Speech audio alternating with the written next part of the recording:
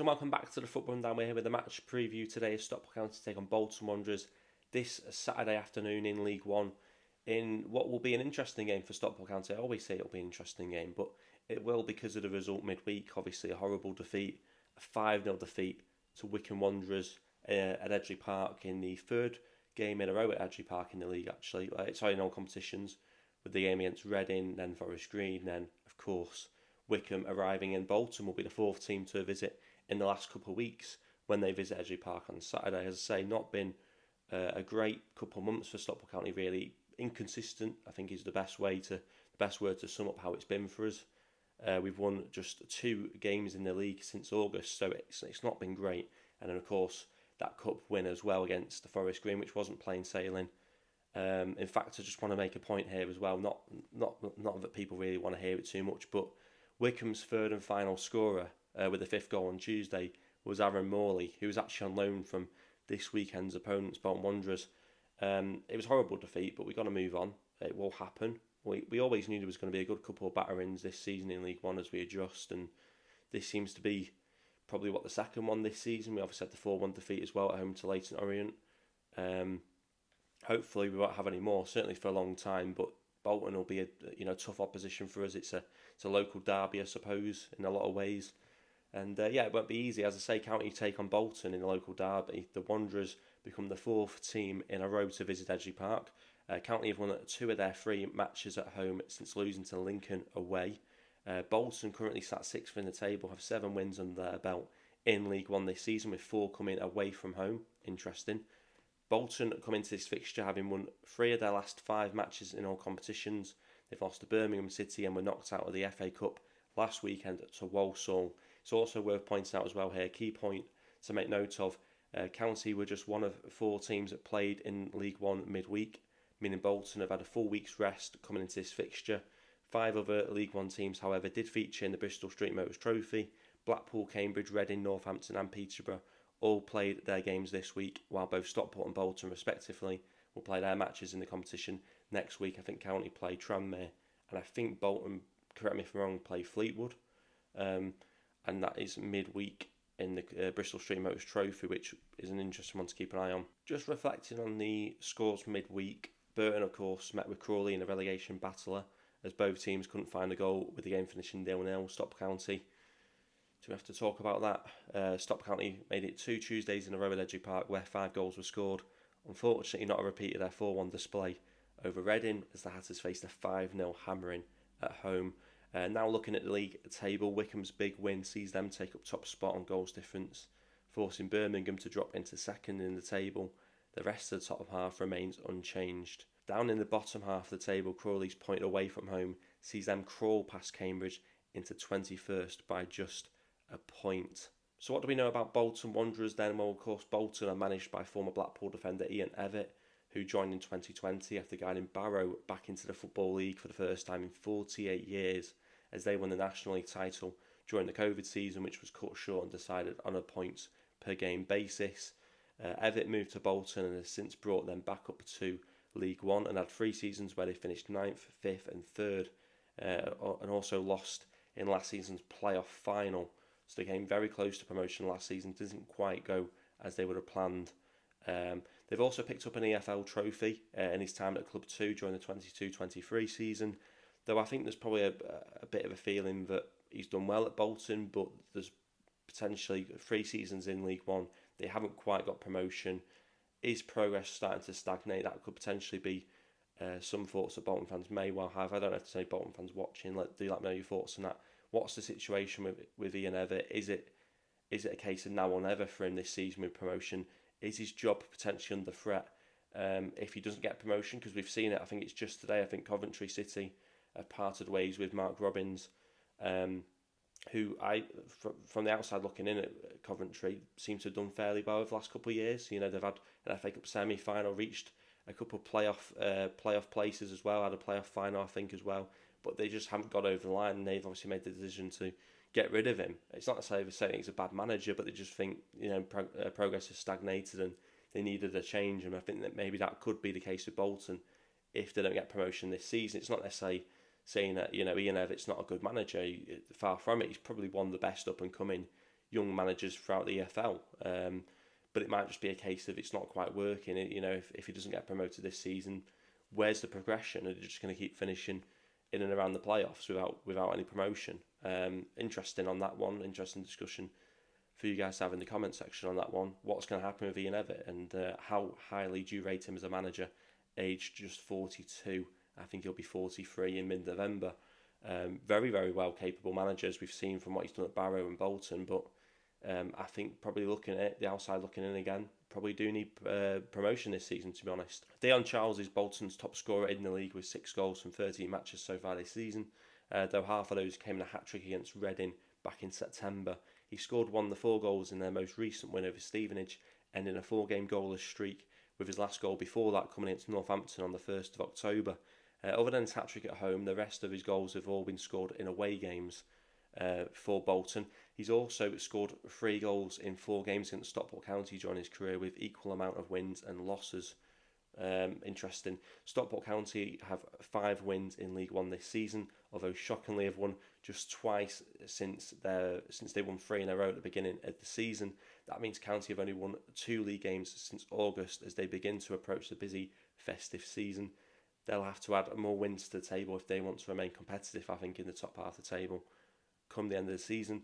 Like I say, wins have been in short supply, as have clean sheets, really, since keeping those 2 clean sheets back-to-back against Shrewsbury and Wigan. We've conceded in every game. In fact, the County have gone 5 league games without a clean sheet, make that 6 in all competitions.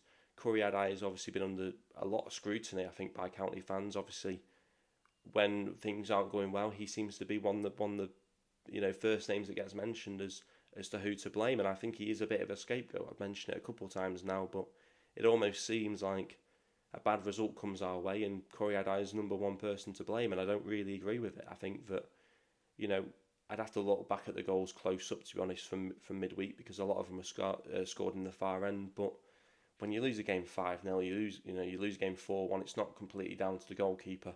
Potentially there's things he could have done that, could have maybe reduced the scoring, but at the end of the day, the team is not playing well as a collective. It's a team game, and it's not a game of individuals. It's not, it's not tennis where you can blame him, that one individual player, or Formula One. I suppose even then there's 2 drivers, isn't there? But it's very much a team game, and I think that you lose a game that badly, 5-0, like I said, the 4-1 against Leyton Orient. It's not all the keeper's fault. Maybe the Mansfield game where you end up drawing the game 1-1, he was possibly at fault for the goal. Then there's a debate to be had, and of course he's had a mixed time at Stockport County so far. He's made some mistakes. He's also had made some good and important saves as well. Even in the game on Tuesday, he made some good saves late on. Obviously, it wasn't enough. We still lost the game by 5 goals, and that's not saying that you can't put any blame on it. At Coriadai's doorstep, but at the same time, you can't just put it all on him. And I think there is very much a feeling of it's not Ben Hinchliffe in goal. Let's just call out Coriadai. Like I say, we had the Lincoln game where he came on at half time, Ben Hinchliffe, and we conceded just as many goals. I didn't see that much of a difference in terms of how we played and how we looked at the back. So I think the criticism of Coriadai, I think, is over the top. I'm all for calling out players and critiquing them and giving constructive criticism, but I don't think it's always constructive with Coriadai. I think some of it is subconscious bias towards Ben Hinchliffe. And I just don't think it's completely fair, to be honest. So I want to get your thoughts on that one. But of course, he has made some errors, and of course, that does need to be worked on. But another thing as well, which won't help him, is how many different defensive combinations have we put in front of the goalkeeper this season already? Because I always think the best teams have the most solid defence, the most consistent defenders. Whether it be a back 3, a back 4, you want that same personnel in that back line 9 times out of 10 in the season. And I think when you have that, that's when you'll have success. I think success is built on continuity, consistency, and that comes in the back 4 particularly, or the back 3. And we have played back 3 the last couple of weeks or the last month or so. That's down to injuries. I think ideally Dave Chownall would play a back 4, but obviously we've not had a right back that's been fit and available to us, so we have gone with a back 3. It's not really our game. We don't suit a back 3. I think we're much better in a back 4, but as I say, we don't have a right back that can do that at the moment. So it's a difficult one, but like I say, we've put so many different combinations in front of him. I think we've put almost 10 different defensive combinations in front of the goalkeeper. that's not going to help a goalkeeper who's settling into a new team. So I think that also isn't helping. Like I say, the rest of the team isn't playing well. The rest of the team looks dysfunctional. So we're just going to pin it all on the goalkeeper, who has come in this summer. It's a big. He's got big gloves to fill in Ben Hinchliffe on the bench. It's not easy for Corey Adai. And also let me make a point as well here. Like, he was brought in to be better at playing out from the back than Ben Hinchliffe. Well, he is better at playing out from the back than Ben Hinchliffe.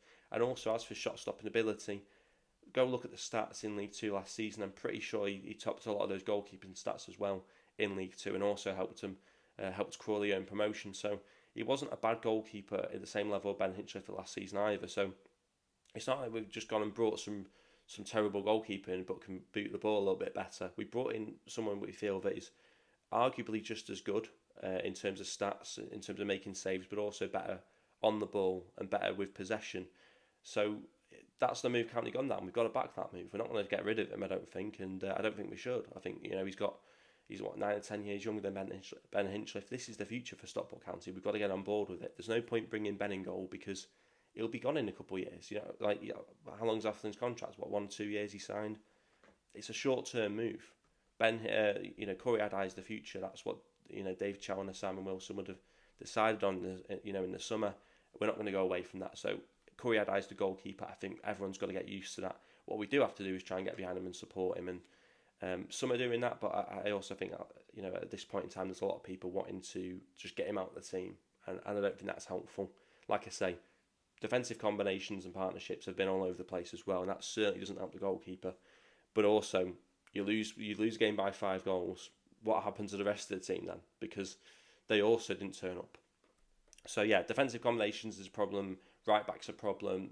Lack of good midfield options is also a problem. We're not creating enough good opportunities as well. We didn't create a single chance, I don't think, in the game on Tuesday night. So is that all the goalkeeper's fault? No, come on, let's be serious about it. Everyone in the team needs to be called out, because the other problem as well is if you simply just call out the goalkeeper and say Corey Adai's the problem, but then you're letting all the other players off the hook, aren't you? So we've got to be fair and balanced on this, and that means to call out all the players. All the players weren't up to scratch on Tuesday night. That's not to say all the players are bad. It just means they're not they've not played well, and that is the case. No one played well on Tuesday. Will Collar, I think, got the sponsors man the match because they just had to give it someone. Anyone who came on at any point in the game or started the game had a chance of getting that. They probably just picked a random name out of the hat because all of them were really, really poor in the game on Tuesday. No one came out of that game having played well for County. So let's have it right here. Yeah, the goalkeeper probably made a couple of mistakes. He probably has made a couple of mistakes in his a couple of months at the football club, but then the rest of the team's just as disjointed as well. So it's not all the goalkeeper's fault really. If we were doing everything else right and the goalkeeper made a couple of mistakes and we were dropping points purely down to him, then there's a conversation to be had, but that hasn't been the case. So don't have too much time for the calling out of the goalkeeper, to be honest, at this point in time. If we're going to start calling out everyone else fairly as well, then fair enough. But yeah, that's my stance at this point in time. So get your thoughts on the goalkeeping situation as well, because it is a big topic at the moment. There's no doubt about that. Just going to get some of the comments as well, because I said it was probably our biggest test of the season, yet. And this is what Dave Challoner had to say as well after the game. He said, "We've been fortunate to have a lot of good times and we maybe haven't been challenged in this way yet in our time. I'm up for the challenge. I'm up for us all collectively sticking our chests out and fighting back, and I'll make sure the players are." I think that's probably fair. We haven't really been challenged that many times, and that probably has been a challenging game on Tuesday night, and this will be a challenging game as well on Saturday. And I think we've got to show we're up for the challenge. He's saying, "Nah, I'm up for the challenge. I'm up for all of us collectively sticking our chests out and fighting back." Well, I hope the players are up for that challenge on Saturday, because it's not going to be an easy game. Bolton come into this, they're in decent form. They've been a decent, solid side in League One over the last 3 or 4 years. So it's not going to be plain sailing. We're going to have to be at our best. Like I said against Wickham, it will not be a walk in the park. If we're to beat Wickham, we'll have to be at our very, very best. And obviously we weren't. So we've got to make sure we're up for the challenge. I think that's the biggest thing. Sam Burns come out with a bit of information as well, which I'll finish on before getting into team news, about team prediction and Challoner's prediction, what I would pick.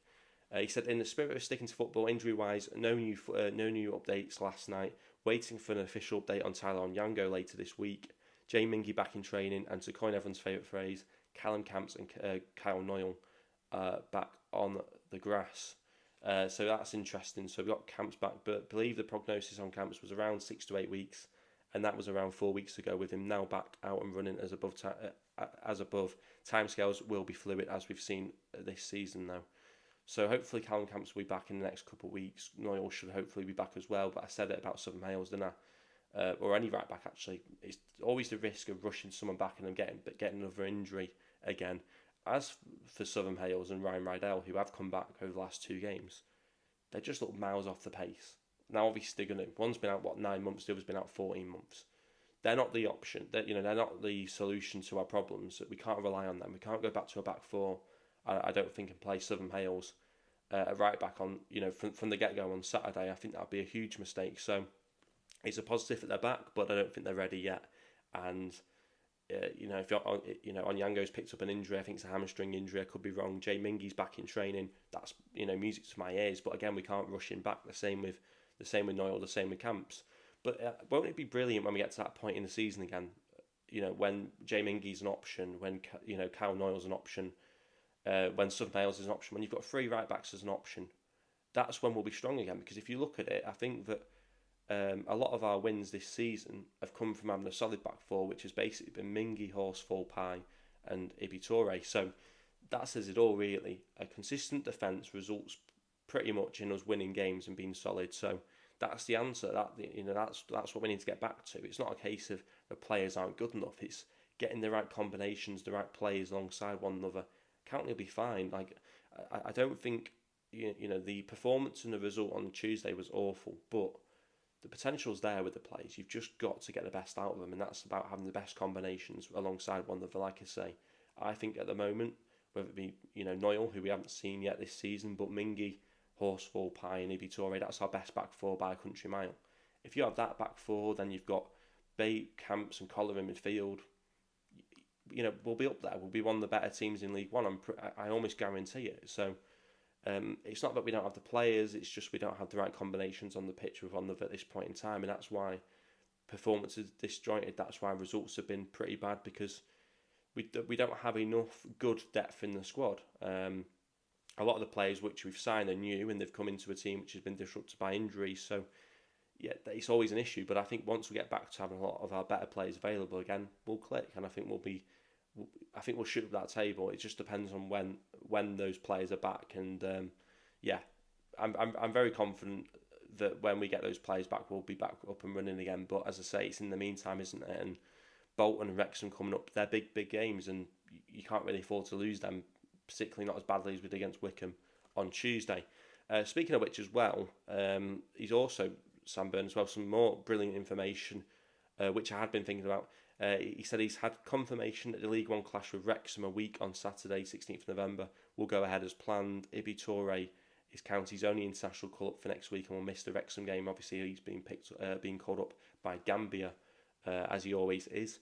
That's going to be a huge struggle for us because, like I say, we've got the right back problem at the moment where we don't have a fit and available right back, and then go into that Wrexham game, if that's still the case, we also were pretty much out of a left back because Ibi Toure is the only left back option. So I'd be massively concerned about, obviously, and it depends on the result and performance this Saturday, but also looking ahead a little bit to next Saturday. Without any proper fullback options on either side, it could be a slaughtering. So it's a concern, but I think it's also good because I have to be consistent now. I've said I think games should go ahead, so I can't be a hypocrite.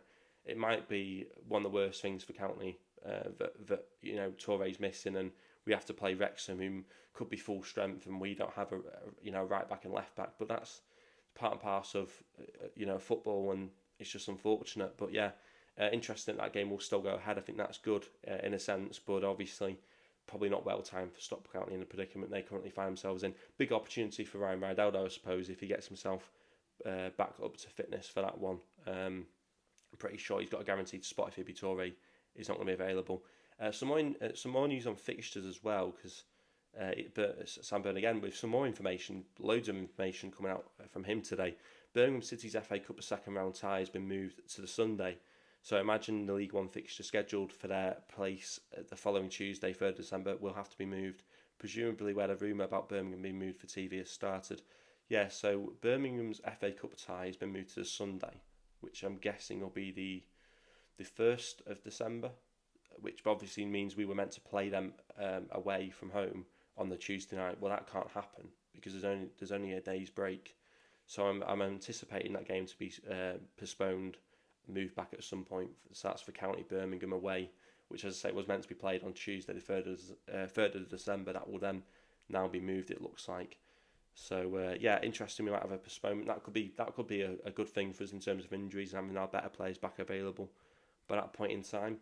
We're going to predicted 11 then. What I think Dave Channel will go with. I do think we'll go with the back three again. I think Bolton might be going with a back three as well. And like I say, with the full back situation at the moment, the right back situation at the moment, we're basically have our hand forced on in regards to that. So I think he'll go with a back three. I think he'll go with a 3-5-2 type formation. Corey Adai, of course, in goal. I'm not going to start a debate up about that one. I think he'll go with Horsfall and Pye as two of the three centre backs. I think he'll put Callum Connolly in there. I think if Tyler Onyango was available, I think he'd be in there, but unfortunately he's not, and therefore I think Callum Connolly comes in. Who I don't particularly rate. I've not seen much from him yet in a Stockport County shirt to convince me he's up to the standard. But look, maybe he'll prove me wrong because Onyango didn't look great, and then he had one or two good games prior to his injury. So I think that'll be the back three I'll go with. I think he'll go with Diamond and Ibitore on both sides of the pitch. I think he'll go with Bate, Collar in midfield with Fiorini in the sort of 10 position with Wootton and Barry as the two strikers. I would go with Corey Adai, of course, in goal, a back three with Hughes, Horsfall and Ethan Pye. Then I think he'll go with Fevrier I don't think he will go with. I would pick Fevrier and Ibitore as the two wing backs with Bate and Collar in midfield, with then Wootton as the striker with two sort of wide strikers, Barry and Tanto Alafi. Tanto Alafi's actually started to come on a little bit in games and play down the right hand side, I've noticed. So potentially there's a spot there where you can find a bit of joy on down the flanks. I think that could be our best way of shaping up. Fevrier alongside him as well on that right hand side. A lot of pace down that right hand side could cause a lot of problems for Bolton. Then of course Ibitore and Louis Barry down the other side. I just want to see County look like they've got a bit more of an identity again, because I think that's really gone lost over the last couple of weeks. I think I said it the other week, Lost in Transition, I think was probably the title for one of the previews, and I think it might have been prior to the Reading game, and then I think we ended up winning the Reading game 4-1. Then it looks like, well, we're not lost in transition because we just won 4-1, but I do think we're a little bit lost in transition at the moment, and I think you might win the odd game, but ultimately we don't look consistent, we don't look like County of old, or County over the last couple of years, shall we say, and that is a concern. So yeah, I think we're still a little bit lost, and I think we're trying to find our feet in League One, as is to be expected in a new league. But then look, Wrexham didn't start last season very well. I think they lost, was it 5-2 to Swindon? Then they lost 5-0 at Edgeley Park to Stockport County. They weren't looking great, and then obviously lo and behold, come the end of the season, they got promoted. So it can happen. Just because we've had a bad start to the season doesn't necessarily mean it'll be a poor season. And in no way, shape or form am I saying that County should be promoted this season. I think we can do it. I don't think it should be the aim, but I think we can if we get things right. But I think County will still have a top half finish coming the end of the season. There's no doubt about that. So yeah, I want to get your thoughts on that. Just before we end this video, we're just going to have a quick look at the fixtures in League One coming up this weekend as well. Friday night football, Barnsley, Rotherham, again all on Sky Sports Plus, as you can see. Burton and Shrewsbury is the 12:30 kickoff, along with Wrexham and Mansfield, which is, there's no arguments about. It's the biggest game in League One this Saturday afternoon. Well, this Saturday lunchtime. Wrexham Mansfield, a huge game. No doubts about that. Birmingham against Northampton, Bristol against Lincoln, Crawley against Huddersfield, Exeter will take on Charlton, Leyton Orient against Blackpool, Peterborough United against Cambridge United, Stevenage will take on Reading, of course County will welcome Bolton Wanderers to Edgeley Park, and then of course Wigan versus Wycombe. Try to say that one very quickly. So there we have it. There's the games coming up in League One this weekend. Obviously County against Bolton will be the big one. That I'll obviously have my eye on, as I'll be there. The match vlog will be out as well at some point after the game. I'll try and get it out as quick as possible, but might go out in the early hours on Sunday. We'll wait and see on that one. In terms of score prediction, I hate giving predictions. I said 2-1 against Wycombe and we lost 5-0. I'm always confident. With County at the moment, it's hard to predict, and especially with Bolton as well. We're either going to get battered or we're going to batter them. I can't decide which one. I think I'll go with. In fact, I might even go with battering here. I'm going to say Stockport County will nick this. I want to say 1-0 to Stockport County against Bolton this weekend. Clip me up when I'm wrong. But yeah, that's the score prediction I'll go with. So let me know your thoughts on that one. Stockport County team news. Who you think we should go with? Who do you think China will go with? Score prediction. And how worried are you after the performance against Wickham on Tuesday night? Let me know your thoughts in the comment section below. Like the video, subscribe if you are new, and as always, thanks for watching.